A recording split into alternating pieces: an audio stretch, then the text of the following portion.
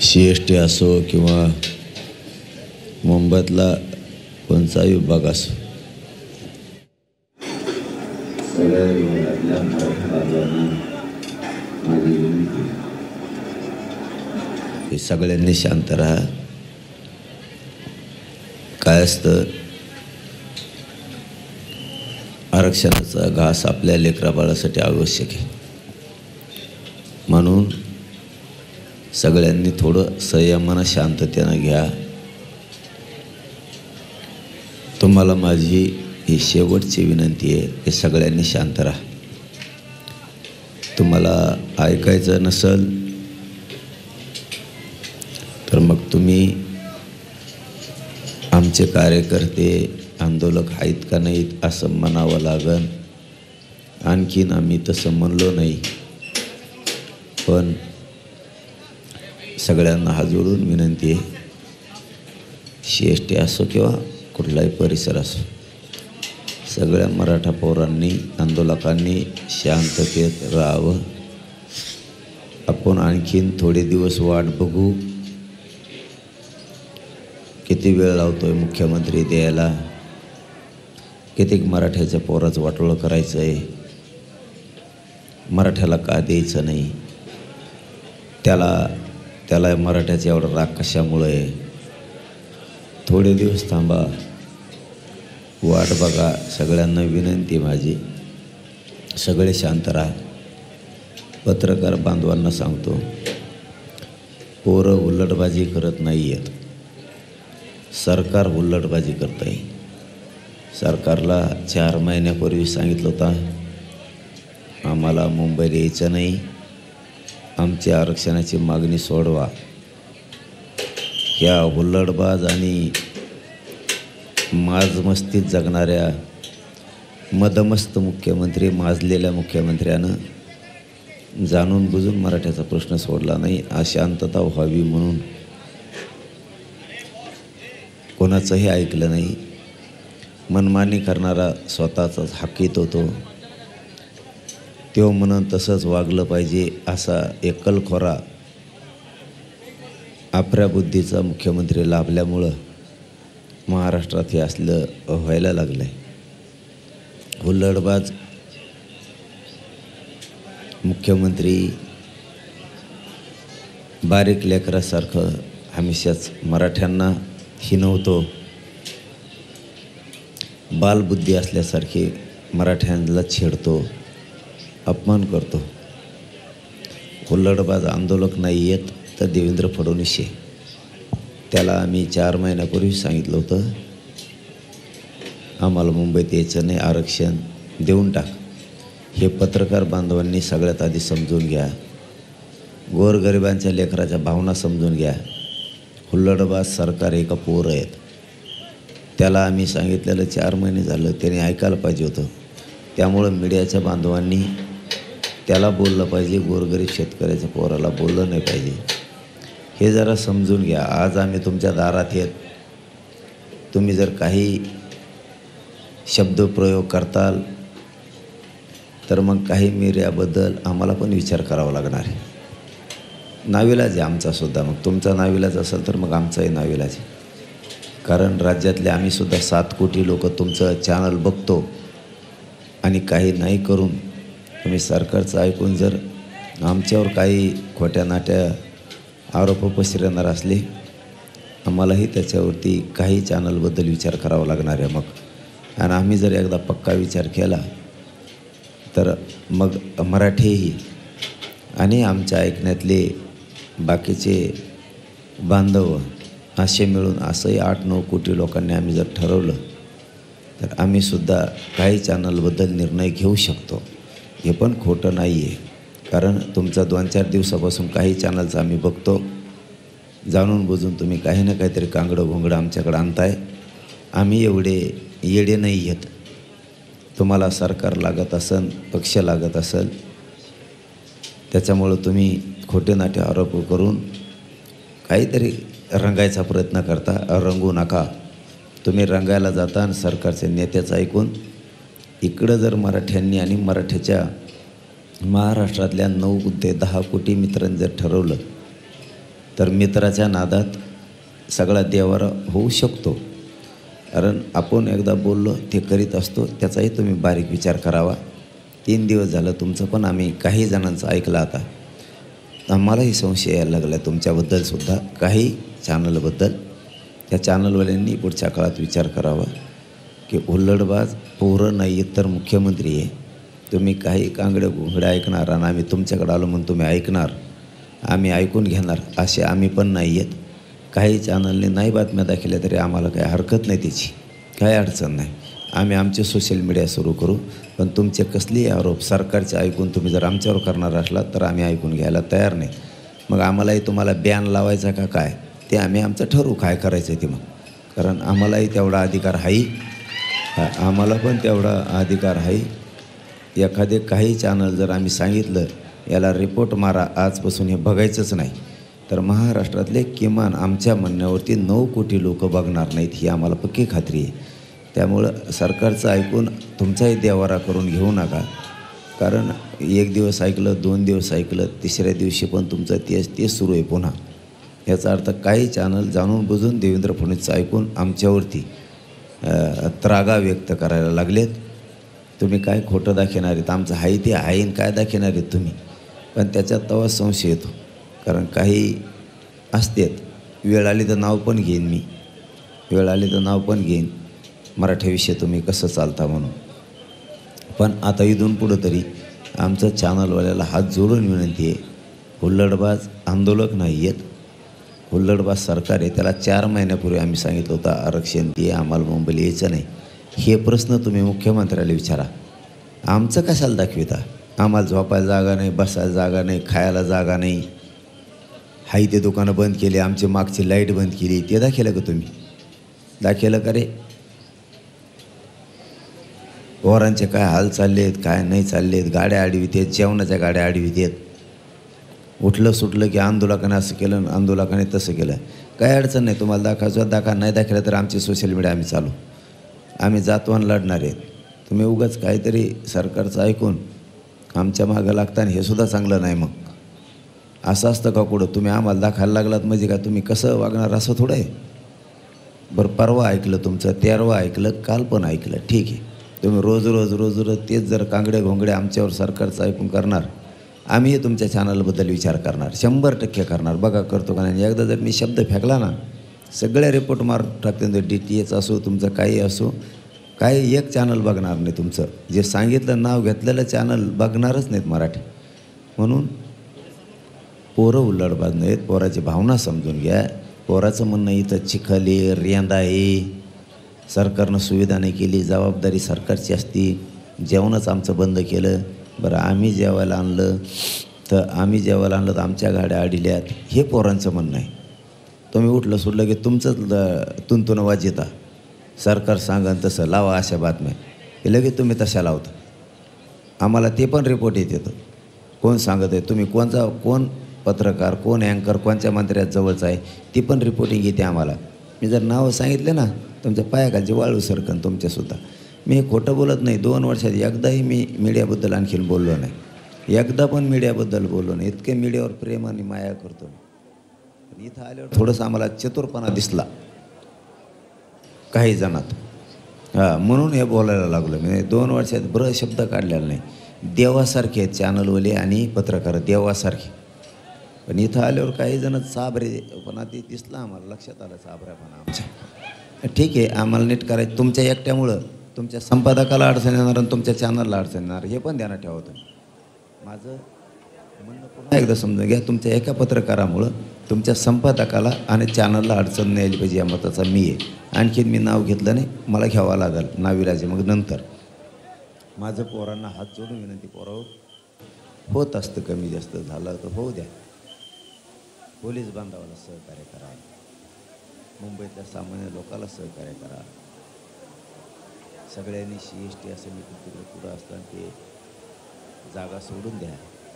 अरे मी तुमच्यासाठी पोरं आज उठता बसता आहे ना, आता मला या अंगावरचे या अंगावर होता आहे ना, तुम्ही जरा समजून घ्या. मला तुम्ही जर उपोषणासुद्धा बोलायला लावित असताना तर काय अर्थ आहे का त्याला? मला इतक्या कडक उपोषणात तुम्हाला मी निरोप द्यावा, इथं अडू नका, तिथं अडू नका, शांत राहा, ही माया तुम्ही अपेक्षासुद्धा नाही ठेवली पाहिजे. माया पोरावर मला दम लागतो बोलताना. आज 4था दिवस आहे. पहिले 2 दिवस म्हणजे एकूण 6 दिवस. मला तुम्ही आता बोलायसुद्धा लावायला नाही पाहिजे. मी तुम्हाला म्हणायला पाहिजे का इकडं उभा राहू नका, तिकडं उभा राहू. तुम्ही मनानेच रस्त्यावर उभा नाही राहिल्या पाहिजे, तुम्ही गाड्याने अडल्या पाहिजे मनानेच. मला बोलायला त्रास होईल, पोटात आग व्हायली माया, मला आणखीन त्रास होऊ नये. माझं तोंड आता चिटकायला लागलं आहे, पाणी माझ्या तोंडाला सारखा पाणी यायला लागलं आहे, मला सारखं सारखं थुकायला लागतं, इतकं पाणी यायला लागलं आहे. शरीरातलं पाणी माझ्या बाहेर निघायला लागलं आहे तोंडातून आता.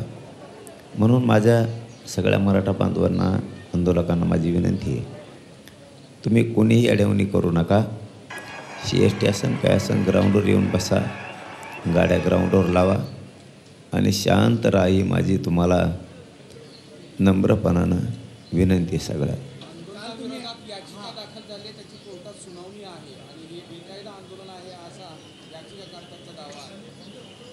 कायदा सोडून कुठंही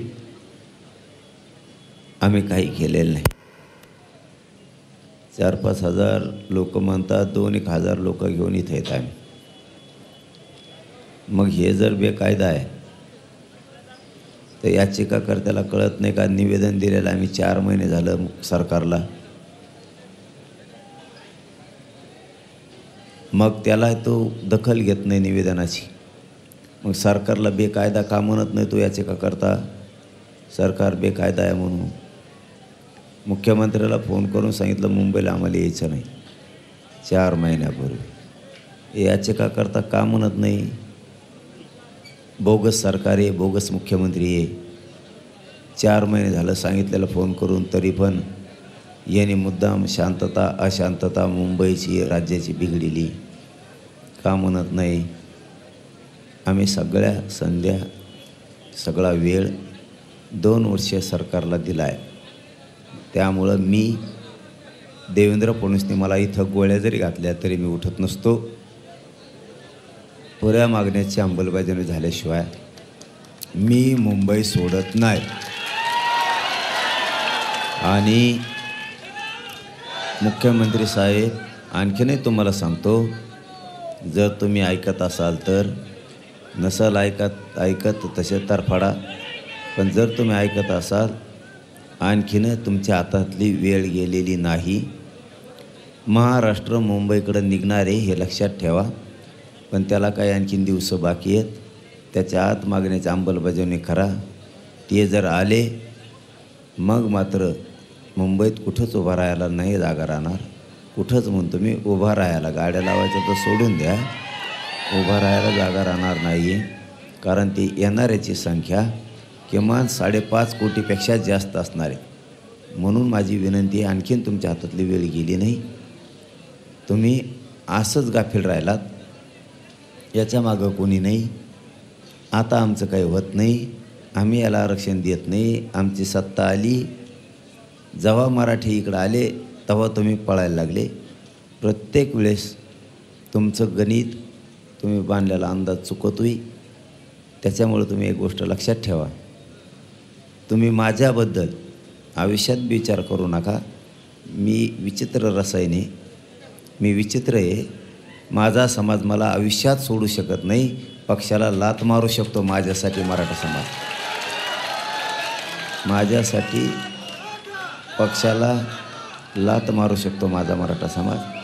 एवढा माझ्यावरती प्रेम करतो आहे माझा समाज, आणि मीही माझ्या समाजावरती तेवढं प्रेम करतो आहे. तुमच्या एका चुकीमुळं देशाला डाग लागू शकतो. फडणवीस साहेब, तुमच्या एका चुकीमुळं, तुमच्या आडमुठ्यापणामुळं, तुमच्या बालिश बुद्धीमुळं, तुमच्या आडमुठ्या बुद्धीमुळं, तुमच्या द्वेषानं भरलेल्या बुद्धीमुळं, मराठ्यांविषयी तुम्हाला आकर्ष आणि द्वेष असल्यामुळं, या बुद्धीपायी तुमच्या अशा संकुचित बुद्धीपायी देशाला डाग लागू शकतो. मोदी साहेबाला डाग लागू शकतो, अमित शाह साहेबाला डाग लागू शकतो. तो लागू देऊ नका. पुढचा काळ अवघड राहील. हैदराबाद गॅजेट लावण्याची सरकारची तयारी सुरू झाली तर आनंदाची गोष्ट आहे, आम्ही त्यांचं कौतुक करू. पण मला सातारा संस्थान पण पाहिजे. आपण बोलू नये, आपण अर्धवट काय नसतं आपलं. सातारा संस्थानचं गॅजेटियर पाहिजे. पश्चिम महाराष्ट्र माझा पुरा बसतो, मराठवाडा पण आहे. मला सातारा संस्थान पण पाहिजे, केसेस पण पूर्ण मागं पाहिजेत सरसकट. मला बलिदान गेलेल्या कुटुंबाच्या नोकरी आणि आर्थिक निधी पण पाहिजे. मी एकही गोष्ट त्यातली सोडणार नाही आहे.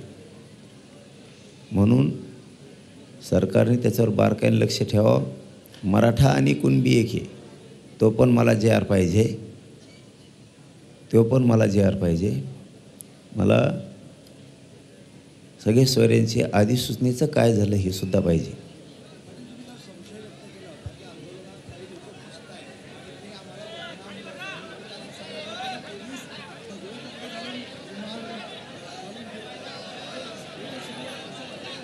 हां, मी तुम्हाला त्याच वेळेस सांगितलं होतं.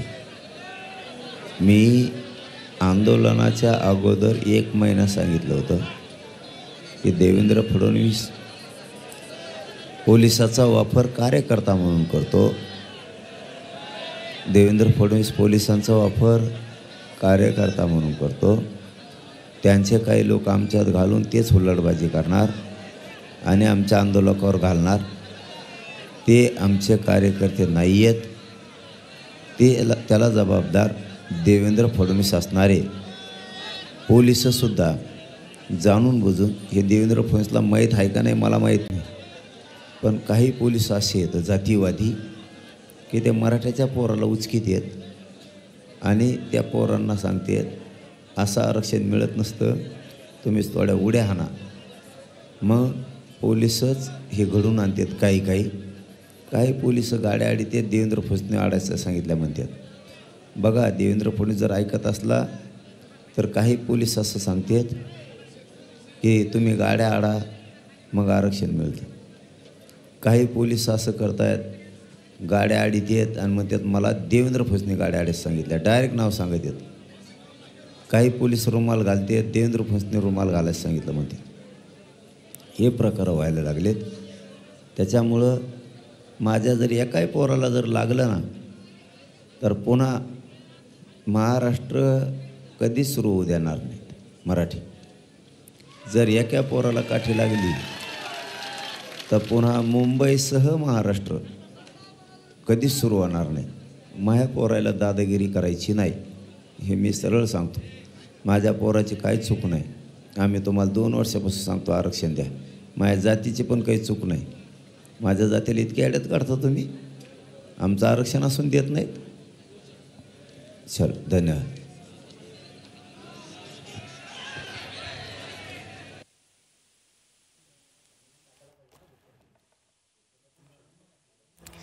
तर मनोज जरांगे पाटील यांनी आपल्या मराठा आंदोलकांना सुद्धा आवाहन केलेलं आहे. कुणालाही त्रास होईल असं वागू नका, सध्या शांत रहा, संयमानं घ्या असं त्यांनी म्हटलेलं आहे. ही माझी सर्वांना शेवटची विनंती आहे. सर्वांनी नीट रहा, संयमानं घ्या, शांत रहा असं आवाहन त्यांनी केलेलं आहे. तसंच आपण आणखी काही दिवस वाट पाहू असं सुद्धा त्यांनी म्हटलेलं आहे. त्याचबरोबर यावेळी बोलताना त्यांनी मुख्यमंत्री देवेंद्र फडणवीसांवर सुद्धा टीका केलेली आहे. मुख्यमंत्री बालबुद्धी असल्यासारखं वागतायत अशी टीका सुद्धा त्यांनी केलेली आहे. आणि त्याचबरोबर त्यांनी सरकारला इशारा सुद्धा दिलेला आहे. पोलीस आंदोलकांना चिथवतायत असं सुद्धा त्यांनी म्हटलेलं आहे. आंदोलकांवर दादागिरी करायची नाही, ती खपवून घेतली जाणार नाही असं मनोज जरांगे पाटलांनी म्हटलेलं आहे. मनोज जरांगे पाटलांनी आता संवाद साधलेला आहे आणि त्यांनी आंदोलकांना शांततेचं आवाहन केलंय.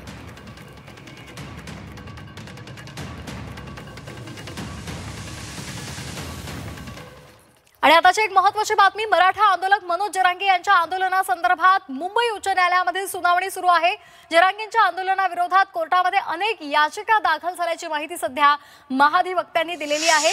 जरांगेंच्या आंदोलनामध्ये अटी आणि शर्तींचं उल्लंघन झाल्याचं सुद्धा महाधिवक्त्यांनी म्हटलेलं आहे. या संदर्भात अधिक माहिती देत आहेत आमचे प्रतिनिधी गोविंद तुपे. गोविंद, सध्या सुनावणी सुरू आहे, काय नेमकं घडतंय? एकूणच आपण जर बघितलं तर या ठिकाणी मनोज जरांगे यांचं जे आंदोलन आहे त्या आंदोलनाला परवानगीच देऊ नये अशा पद्धतीच्या याचिका ज्या आहेत त्या सुरुवातीला दाखल झाल्या होत्या। त्याच्यामध्ये खास करून गुणरत्न सदावर्ते यांची एक याचिका होती आणि ॲमी फाउंडेशन यांची एक याचिका होती आणि या सर्व याचिकांच्या अनुषंगानं जी सुनावणी झाली त्यावेळेला या ठिकाणी मनोज जरांगे पाटील यांचं आंदोलन जे आहे त्यांना या मुंबईमध्ये परवानगी देण्यात येऊ नये आणि न्यायालयाने तशा पद्धतीची भूमिका घेत मुंबईच्या बाहेर नवी मुंबईला खारघरला या ठिकाणी यांना आंदोलन करण्यासाठी परवानगी द्यावी अशा पद्धतीच्या मार्गदर्शक सूचना ज्या आहेत त्या राज्य सरकारने दिल्या होत्या। परंतु एक दिवसाच्या परवानगीवर मुंबई पोलिसांनी मनोज जरांगे यांच्या आंदोलनाला आझाद मैदानात 29 तारखेला परवानगी दिली होती। आज आंदोलनाचा 4था दिवस आहे आणि आज जरी न्यायालयाला सुट्टी असली तरी सुट्टीकालीन जे न्यायालय आहे त्याची आज या ठिकाणी विशेष सुनावणी सुरू आहे। न्यायमूर्ती रवींद्र घुगे यांच्या खंडपीठाच्या समोर ही सुनावणी सुरू आहे। राज्य सरकारकडून वीरेंद्र सराफ जे आहेत महाधिवक्ता ते बाजू मांडतायत, त्याचबरोबर याचिकाकर्ते स्वतः गुणरत्न सदावर्तेही मुंबई उच्च न्यायालयात उपस्थित आहेत। दुसरं महत्त्वाचं म्हणजे ॲमी फाउंडेशनचे वकील जे आहेत याचिकाकर्ते तेही उपस्थित आहेत आणि आत्ता सगळ्यात महत्त्वाची जी घडामोड आहे की याच सगळ्याच्या अनुषंगानं मनोज जरांगे पाटील किंवा सगळे मराठा आंदोलक जे आहेत यांच्या वतीनं एक हस्तक्षेप याचिका दाखल करण्यात आलेली आहे। कैलास फंड जे आहेत त्यांनी ही हस्तक्षेप याचिका दाखल केलेली आहे। आत्ता सगळ्यात महत्त्वाचं जर सुनावणीच्या अनुषंगानं वीरेंद्र सराफ असतील किंवा गुणरत्न सदावर्ते असतील त्यांनी या ठिकाणी राज्य सरकार आणि एकूणच या सगळ्या आंदोलनाच्या बाबतीत अनेक गोष्टीचा उलगडा केल्याचं पाहायला मिळतं आहे। याच्यामध्ये खास करून आंदोलनाला जी परवानगी देण्यात आली होती, ज्या अटी शर्तींच्या अधीन राहून या ठिकाणी आंदोलनाला परवानगी देण्यात आली होती त्या अटी शर्तींचं उल्लंघन झालं असल्याचा आरोप जो आहे तो गुणरत्न सदावर्ते यांनी केलेला आहे। आणि सगळ्यात महत्त्वाचं म्हणजे या ठिकाणी सकाळी 6 ते 9 ते संध्याकाळी 6 पर्यंतच आंदोलनाला परवानगी देण्यात आली होती। मग अजून हे आंदोलन कसं सुरू आहे? शनिवारी रविवारी या ठिकाणी आंदोलन करण्यास मनाई असताना हे आंदोलन कसं सुरू होतं? आणि सगळ्यात महत्त्वाचं म्हणजे 5,000च आंदोलकांना या ठिकाणी परमिशन असताना मुंबईमध्ये लाखो आंदोलक कशा पद्धतीनं दाखल झाले आणि कुणामुळे झाले अशा पद्धतीचे जे प्रश्न आहेत ते उपस्थित करण्यात आलेले आहेत। आणि सगळ्यात महत्त्वाचं म्हणजे या आंदोलकांमुळे मुंबईकरांची जी गैरसोय होते आहे, मुंबईतली जी लोकल सेवा असेल, रस्त्याची वाहतूक असेल, ही सर्व विस्कळीत झाली असल्याचा ही दावा जो आहे तो न्यायालयात करण्यात आलेला आहे आणि अटी शर्ती ज्या घालून देण्यात आल्या होत्या त्याचं उल्लंघन झालेलं आहे। सगळ्यात महत्त्वाचं म्हणजे आंदोलनाला परवानगी देताना जे हमीपत्र देण्यात आलं होतं त्या हमीपत्रामध्ये ज्या अटी शर्ती घातल्यात आल्या होत्या त्याचंही उल्लंघन झालं नसल्याचंही न्यायालयात बाजू मांडण्यात आलेली आहे। आता या ठिकाणी युक्तिवाद अजूनही सुरू आहे। मनोज जरांगे पाटील यांच्याकडून जी हस्तक्षेप याचिका दाखल करण्यात आलेली आहे त्यांचे वकील जे आहेत ते आता आपली बाजू मांडत आहेत आणि यातली सगळ्यात एक महत्त्वाची जी घडामोड आहे ती अशी की 9 ते 6 फक्त 29 तारखेला एका दिवसाची परवानगी असताना बाकीचे दिवस कसे काय मग अनधिकृतपणे आंदोलन झालं का? मग याची परवानगी कोणी दिली याबाबतची सुद्धा विचारणा होत आहे आणि महाधिवक्ता यांनी सांगितलेलं आहे फक्त आम्ही एकाच दिवसाची राज्य सरकारनं परवानगी दिली होती, त्यामुळे मुंबई पोलिसांनी जी वाढवून परवानगी दिली त्याबाबत ही आता या ठिकाणी न्यायालय यावर काय भूमिका घेतं हे पाहावं लागेल। परंतु आता जे आहे ते विशेष जे सुट्टीकालीन न्यायालय आहे त्याच्यामध्ये सुनावणी सुरू आहे। अगदी धन्यवाद गोविंद दिलेल्या सविस्तर माहितीसाठी।